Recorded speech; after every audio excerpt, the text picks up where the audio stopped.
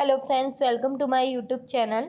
आज की वीडियो में हम थायराइड प्रोफाइल टेस्ट के बारे में जानेंगे। मीन्स थायराइड प्रोफाइल टेस्ट के अंदर कौन कौन से पैरामीटर आते हैं, थायराइड प्रोफाइल टेस्ट क्यों कराया जाता है, या फिर थायराइड प्रोफाइल के जो पैरामीटर्स होते हैं उनके हाई या लो होने पर कौन से डिसऑर्डर्स होते हैं, यह सभी हम इस वीडियो में डिटेल से जानेंगे। तो सबसे पहले हम यह जान लेते हैं कि थायराइड प्रोफाइल टेस्ट क्या होता है। तो थायराइड प्रोफाइल टेस्ट जो है वह आपकी बॉडी में ब्लड में मेज़र करता है थायराइड हार्मोन्स को। तो थायराइड हार्मोन्स क्या क्या होते हैं? आपके T3, T4, TSH, ये आपके थायराइड हार्मोन्स होते हैं जो कि थायराइड प्रोफाइल टेस्ट में मेज़र किए जाते हैं। तो अगर किसी की बॉडी में ब्लड में एक्सेस थायराइड हार्मोन्स होते हैं, दैट मीन्स पेशेंट को हाइपरथायरॉइडिज्म की दिक्कत हो सकती है।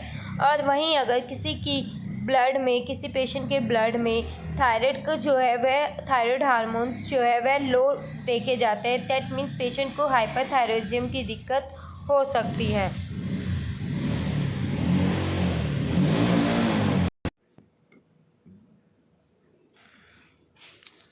थायराइड प्रोफाइल टेस्ट में आपका T3, T4, TSH चेक किया जाता है। अब हम बात कर लेते हैं थायराइड सिस्टम की। तो जो थायराइड सिस्टम की अगर हम बात कर रहे हैं, तो जो आपका हाइपोथैलेशियम है, मीन्स जो TSH है वो आपका पिट्यूटरी ग्लैंड के थ्रू जो है आपका TSH प्रोड्यूस होता है। वहीं पे आपका थायराइड ग्लैंड के थ्रू T3 और T4 जो है वो प्रोड्यूस किया जाता है। तो सबसे पहले क्या होता है, आपकी पिट्यूटरी ग्लैंड जो है वह थायराइड TSH जो है वो प्रोड्यूस करती है, जो कि आगे जाके थायराइड ग्लैंड में जाके मिलता है।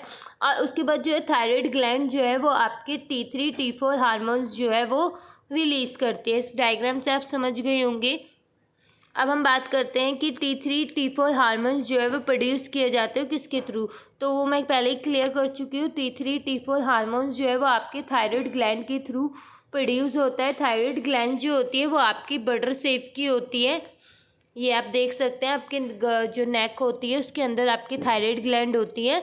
तो ये आपकी थायराइड ग्लैंड होती है जो कि आपके T3, T4 हार्मोन्स जो है वो प्रोड्यूस करती है। तो T3, T4 हार्मोन जो है वो क्या काम करते हैं, तो वो मेटाबॉलिज्म का काम करते हैं। इसके अलावा आपके जो T3, T4 हार्मोन्स होते हैं ये नॉर्मली आपके जो है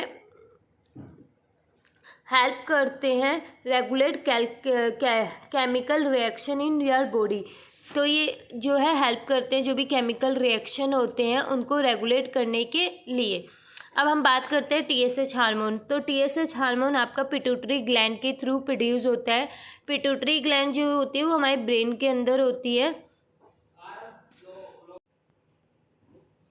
अब हम बात करते हैं इसकी नॉर्मल रिपोर्ट की। तो T3 की नॉर्मल रेंज होती है आपकी 0.60 से 1.81 Ng मिलीलीटर।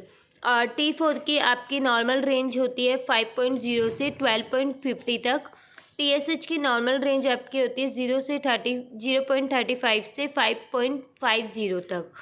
अब अगर हम बात करें, अगर किसी की बॉडी में T3 नॉर्मल है, T4 नॉर्मल है बट TSH हाई है, तो उस कंडीशन को हाइपोथायरॉयडिज्म कहा जाता है।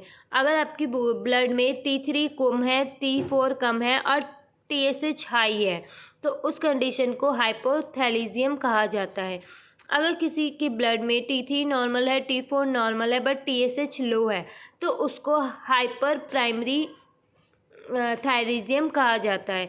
अगर किसी के ब्लड में T3 हाई है, T4 भी हाई है बट TSH लो है, तो उस कंडीशन को हाइपरथैलेशियम कहा जाता है। अब कई बार होता है कि हमारी पिट्यूटरी ग्लैंड में जब अगर प्रॉब्लम होती है तो उस वजह से भी थायराइड हार्मोन जो है वो रिलीज़ नहीं हो रहे हैं, तो आपके T3, T4 और TSH तीनों ही आपके उस कंडीशन में लो दिए जाएंगे। अगर किसी के शरीर में ब्लड में T3, T4 लो हो है और TSH हाई है, तो क्या क्या जो है हाइपोथायरिज्म के केस में क्या क्या चेंजेस देखने को मिल सकते हैं। तो पेशेंट का वेट जो है वो काफ़ी इंक्रीज़ होने लग जाता है, depression, enlarge thyroid gland, slow heartbeat हो जाती है, trouble tolerance, cold temperature, irregular periods, fatigue, constipation, ये सब चेंजेस जो है हाइपोथायरिज्म के केस में देखने को मिलते हैं। वहीं आपके हाइपरथायरिज्म के केस में मीन्स T3 T4 आपका हाई होता है और TSH लो होता है, तो पेशेंट का वेट लूज़ होने लगता है, weight low, anxiety, difficult sleeping, irregular periods, ये कंडीशन आपके हाइपरथायरिज्म में जो है पेशेंट के अंदर चेंजेस देखने को मिलती हैं।